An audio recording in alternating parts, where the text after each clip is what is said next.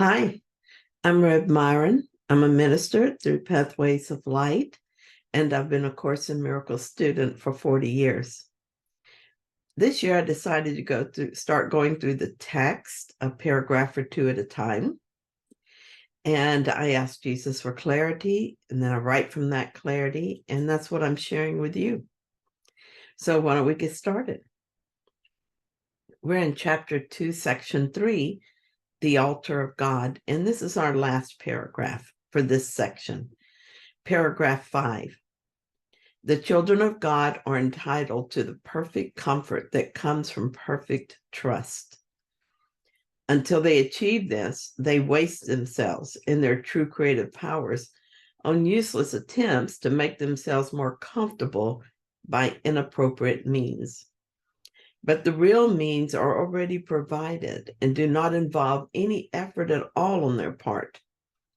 The atonement is the only gift that is worthy of being offered at the altar of God because of the value of the altar itself. It was created perfect and is entirely worthy of receiving perfection. God and his creations are completely dependent on each other. He depends on them because he created them perfect. He gave them his peace so they could not be shaken and could not be deceived. Whenever you are afraid, you are deceived, and your mind cannot serve the Holy Spirit. This stars you by denying you your daily bread. God is lonely without his sons, and they are lonely without him. They must learn to look upon the world as a means of healing the separation. The atonement is a guarantee that they will ultimately succeed. I pretended to be less than what I am. I pretended to be that for so long that even I believed it. So I sit here in the middle of a feast and suffer famine. I sit here in perfect safety and suffer fear. And I sit here in love and feel that I'm bereft of comfort. Dear God, hear my prayer. I would wake up and see what is before me, all around me, in me. I would no longer be deceived. The perfect plan has been designed to wake me gently from my dream of suffering and sacrifice.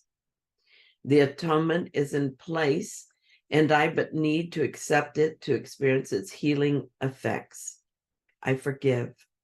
I forgive over and over until finally I realize what it means to forgive. And with that realization comes an insatiable appetite for forgiveness. This morning, everything makes me laugh. I laugh that I still must forgive this little thing and that little thing. How am I still so blind to the blazing light of truth that I still believe there is some little thing separate from some other little thing that needs forgiveness?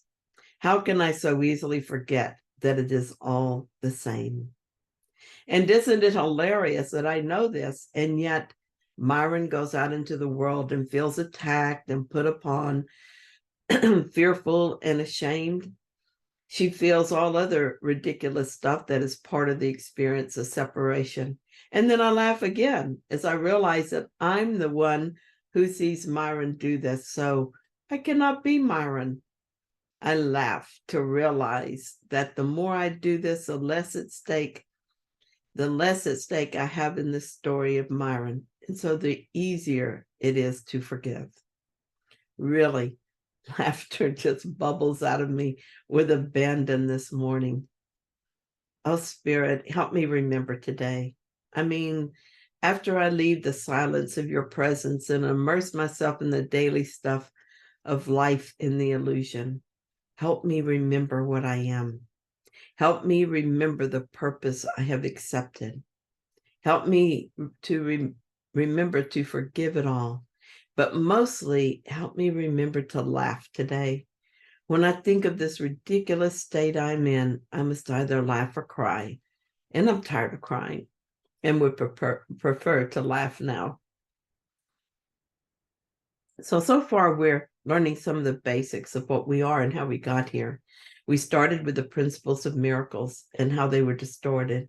Then in the origins of separation, we learned how it is. We came to believe we're separate from God and each other. And in the atonement as defense, we began to discover the way out. The altar to God, we're told, in the altar to God, we're told that the altar is in our center, and this is where the atonement must sit. I want to talk a little bit about the restoration of the altar. We've made a mess of things through our desire for specialness. This was done when fear entered our minds. Until the fall, we'd never experienced fear because fear did not exist before then. With fear came guilt, and it went downhill from there. When we knew our oneness, all was well. No fear, no guilt, thus no projection and no competition. Specialness needed separation, and bodies became the way we accomplished the impossible. Well, it was accomplished in our minds, but not in reality. Still, as Jesus tells us later in the course, what we believe is true for us, and so we suffer. What a shock that must have been, the whole imperfect suddenly experiencing suffering. The good news is that we made this all up, and we can undo it and will undo it. It's not complicated, nor is it difficult, though we can make it seem difficult.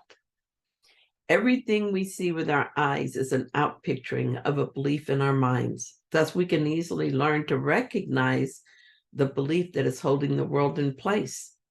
Once seen, we can decide to forgive that belief and let it go.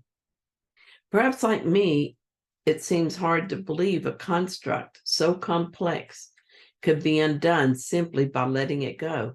But like me, you will, or maybe already are, seeing this happen. I use the process that Jesus gives us in the course. He has 3 parts. First, I notice a thought that is causing distress, and looking at it with the Holy Spirit, I let it go to him. The third part is not for me to do. The actual healing is the Holy Spirit's function. See, it is simple and easy.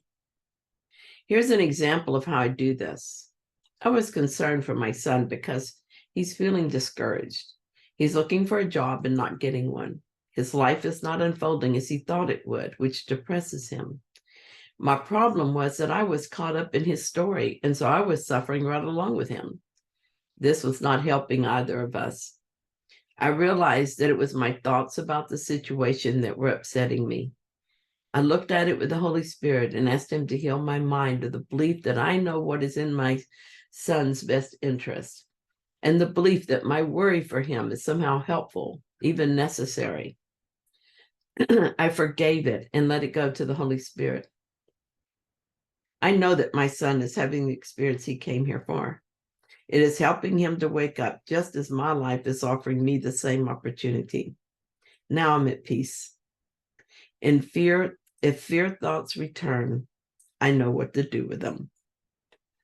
It's easy, simple and easy. Thank you so much for joining me in this reading. If you found it helpful, then please like it. And if you haven't yet, please subscribe. And I'll be back tomorrow with another reading. See you then.